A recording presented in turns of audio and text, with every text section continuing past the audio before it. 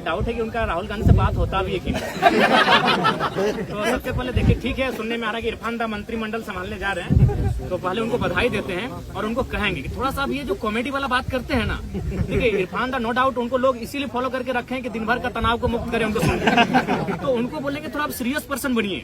अगर आप मंत्रिमंडल में जाने वाले हैं आलम के स्थान पर, तो आपका विषय क्या होगा? अगर आपको नहीं मालूम है तो मैं आपको विषय देता हूँ। आपका सबसे पहला विषय होगा कि जामताड़ा को साइबर क्राइम के धब्बे से मुक्त कराइए, सबसे बड़ा विषय आपका होगा।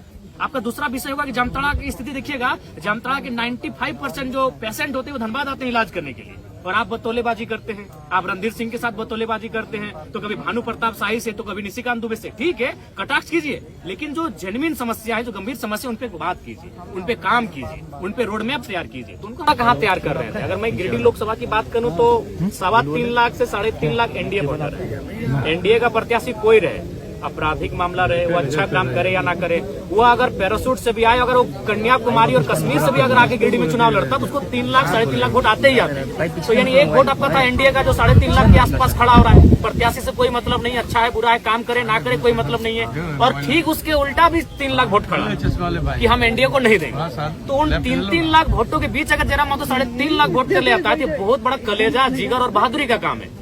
हम लोग एक जो नई पहचान बनाए, बहुत चैलेंजिंग विषय था, क्योंकि आप किसी भी लोकसभा में देख लीजिए 3 लाख वोट एनडीए का है और 3 लाख ठीक इस विचारधारा के विपरीत वोट है। और उस भीड़ में आप एंट्री करते हैं बिना किसी संसाधन के, बिना किसी बूथ मैनेजमेंट के, बिना किसी टीम के, और आप उस देखिए एक बात हम स्पष्ट कह रहे हैं, ये लड़ाई बाहरी पड़ने की कब रही? हमने ये कहा कि जिस प्रकार, अच्छी बात बताइए, आज भारतीय जनता पार्टी जिसकी आप बात करते हैं, उड़ीसा में किस आधार पर चुनाव जीता? क्या किसी को आइडिया है? क्योंकि लोकसभा का चुनाव था, इसीलिए उड़ीसा का मैसेज किसी तक नहीं आया। भारतीय जनता पार्टी ने किस बेस पे उड़ीसा का चुनाव जीता? अभी कहाँ 5 बार के सीएम पटनायक जी 5 बार के काबिल सीएम को पटकनी दिया, क्या आधार था? पांडियन, बीके पांडियन, जो कह सकते हैं कि क्योंकि ये तो विवाहित शायद नहीं है माननीय मुख्यमंत्री, मुझे उतनी जानकारी नहीं, उनका बच्चा शायद नहीं है, तो उनको अडॉप्ट कर रहे थे एज सीएम। पांडियन कौन है? साउथ के हैं। बीजेपी उड़ीसा में क्या नारा देती है कि साउथ इंडियन उड़ीसा में नहीं चलेंगे। तो हम भी वही चाहते हैं कि कोई भी पूरे भारत के लोग यहाँ आए, अपना व्यवसाय करें, रहे खाएं, लेकिन नेतृत्व झारखंड के मूलवासी करेंगे। यही बीजेपी का नारा है।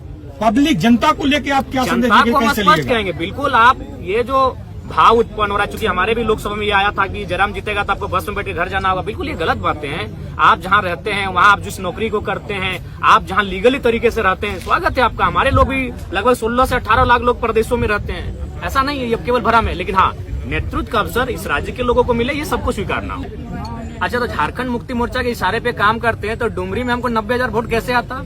एक पीएचडी वाले व्यक्ति अगर इस प्रकार का बयान दे रहे हैं तो हमको लगता है उचित नहीं है। टुंडी में हमको 60,000 वोट फिर कैसे आ जाता? बेरमो जो महागठबंधन का सीट है, वहाँ हमको 50 है कि हमारा पहला चुनाव किसी की मौत पे नहीं लड़े।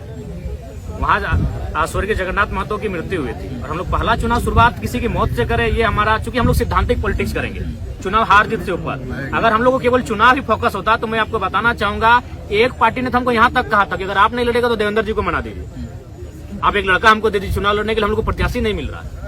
तो अगर हम लोग को सांसद बनना होता तो आज जयराम महतो के साथ आप नहीं बैठे होते, आज सांसद जयराम महतो के साथ आप बैठे होते, क्योंकि मुझे भी आइडिया है कि किस सीट को कौन निकाल सकता है। दोनों दलों ने हमें सीधा ऑफर दिया था, एकदम सीधा, दिल्ली से डायरेक्ट टेलीफोन था, एक से हमारा 18 मिनट टॉक हुआ था, एक से 4 मिनट 45 सेकंड टॉक हुआ था कि आप लड़िए हमारी।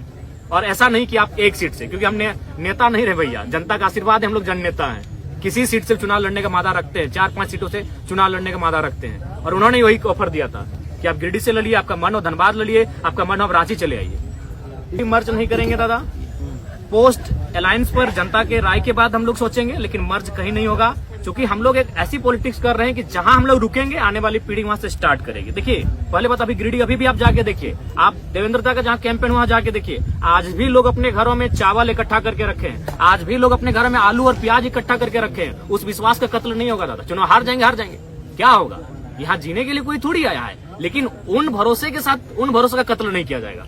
हम लोग सिद्धांतिक पॉलिटिक्स करने आए हैं। बोले तो अगर हमको अपनी महत्वाकांक्षा होती, हम संसद में होते, आज हम संसद में होते। जब 3.5 लाख वोट हम अकेले ला सकते हैं, अपने दम पर ला सकते हैं, तो दोनों पार्टियां हमें टिकट कर रही थी। आराम से एनडीए और यूपीए को चयन करते किसी सीट से और निकल जाते, संसद भवन में कमरा भी मिल जाता और झारखंड की समस्याओं को उस पार्टी से रख देते। लेकिन उस भरोसे का क्या होगा? जो 85 साल की बूढ़ी महिलाएं आज खाना नहीं खा पा रही हैं, हम कई बार उनसे मिलने गए कि अभी चुनाव बहुत है, हम लोग अभी 29 साल के आगे भी चुनाव लड़ेंगे। रो रही हैं 5-6 साल की बच्चियां रो रही हैं कि नहीं कैसे हार गए टाइगर। तो उस भरोसे को हम लोग कहीं ना कहीं दरकिनार नहीं कर सकते हैं। देखिए उसका फैक्टर वो स्वयं है, इसलिए स्वयं है कि उन्होंने कभी नहीं कहा कि हम लोग उनका मुद्दा क्या होगा। उन्होंने एक ही चीज कहा कि जयराम से ऊपर है राम। और स्वाभाविक है, हम लोग इंसान है, राम जी हमसे ऊपर है, लेकिन क्या भगवान राम के नाम पर चुनाव लड़ना चाहिए? मुद्दे हैं लड़ने के लिए, आप उन मुद्दों पे लड़िए। अब तो मैंने राम को अल्लाह को दूर रखी राजनीति से। कब तक इस देश की राजनीति को यूं ही मतलब धार्मिक उन्माद में लोग रखेंगे? हम चाहते हैं कि पढ़े लिखे नौजवान जब आ रहे हैं राजनीति में तो कम से कम राजनीति को शुद्ध रखें। इनमें उनका स्वयं दोष है। अगर उनकी स्ट्रेटजी होती, अगर वो गाँव जाते हैं तो जयराम आते हैं क्यों रणभूमि में? अगर आज माननीय सांसद महोदय गांव जाते हैं, लोगों के बीच बैठते हैं, तो जयराम महतो क्यों आते हैं? 29 साल का लड़का जिसका अभी तक आज 1 साल हम लोग का पूरा हो रहा है, पार्टी का मैंने निर्माण किया हुआ, 1 साल में यहाँ तक कैसे आता मैडम बताइए? कहीं ना कहीं उनकी खामियां हैं, उनको बोलिए। और साथ ही साथ सबको संदेश देंगे कि आपका जो पॉलिटिक्स करने का तरीका है उसको भी बदलिए। आप जनता से कटे हैं, आप में और जनता में अंतर है। आपका महल 18वें तल्ला पर है और जनता आज झुग्गी झोपड़ी में रहती है। आप जनता से कटे हुए लोग हैं, आप जनता के लिए काम नहीं कर रहे हैं। जो भी कर रहे हैं अपने परिवार को भरने काम कर रहे हैं। और महोदय सांसद से कहिएगा कि आप तो रामगढ़ के हैं, आप सुन रहे हैं लइयों में जमीन खरीद ली है, सॉरी जो गोमिया का बॉर्डर पड़ता है नदी के उस पार, चूंकि अब माइंस उधर जाने वाला है। वाह भैया वाह, जनता से कटिएगा और बोलिएगा दोस्त हमें दीजिएगा, ये नहीं चलेगा। उनका धन्यवाद करेंगे, उन्होंने खुलकर सहयोग किया है, समर्थन किया है और नो डाउट वे भी झारखंड के एक लड़ाकू नेता रहे हैं। उनका धन्यवाद देंगे और टेलीफोनिक भी धन्यवाद दे चुके हैं और आपके पूरे तमाम चैनल के माध्यम से उनका धन्यवाद।